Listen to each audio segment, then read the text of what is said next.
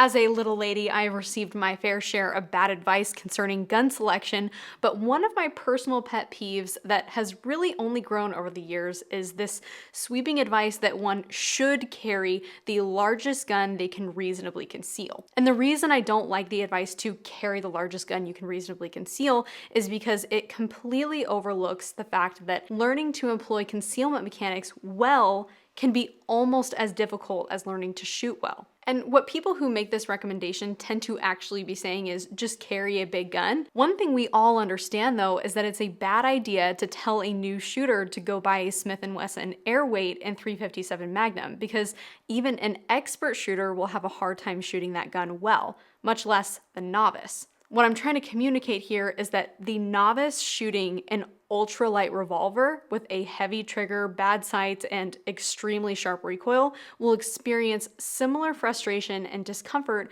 to a novice concealed carrier trying to hide a Glock 17 that takes up 60% or more of their hip-to-hip distance. What I have found to be a more balanced approach is to recommend that people start out carrying the smallest gun they can comfortably shoot well, with the caveat that it can also be a good idea to have a larger gun around to learn pure shooting mechanics on a platform that is less fatiguing and more forgiving. In my experience, generally a gun that occupies somewhere between 40 to 50% of the shooter's hip-to-hip distance is going to be the best balance between shootable and concealable. And if you don't know what that metric is, you can check out this video for the deep dive. The short version is that when you're appendix carrying, you can really only use the space between your hip bones before the grip begins to run off of the side of your body and print badly. So for example, if someone's hip-to-hip distance is 10 inches, a gun that is 5 inches or less when measured from the top of the optic or the slide to the bottom of the magazine will be relatively achievable to conceal with a basic understanding of concealment principles. To continue using those measurements as an example, if that person were to use a gun like a Glock 19 that has an optic, the concealment percentage for them would be about 58%. And that person would have probably 3 choices. The first is to throw all of the concealment tricks at it. The second would be to dress around the gun or to combine those two things. And the third would be to accept very obvious printing. I don't have time to talk here about why printing matters, but I firmly believe that it does. And if you want to learn more about that, you can look at the videos I have linked down in the description below. To compare it to the revolver, this is like telling the novice to learn their grip and trigger control on hard mode.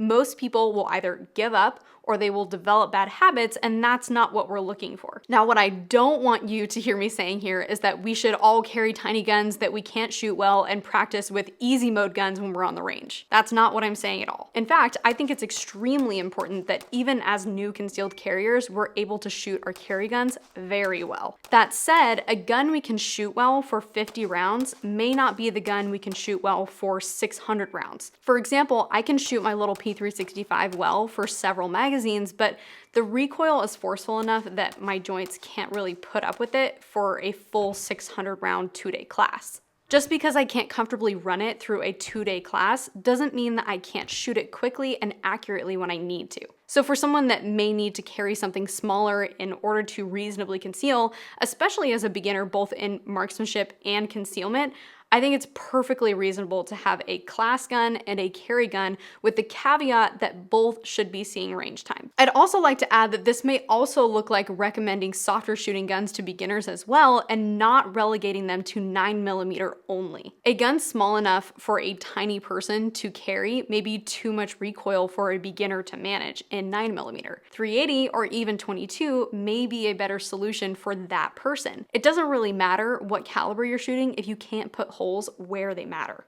So to sum it all up, concealed carry is a balance, and we have to be aware of both sides of the spectrum in order to make good decisions for ourselves and good recommendations for our friends. But I'm curious, what has your experience been like? What guns do you think strike the best balance for you? Let me know down in the comments.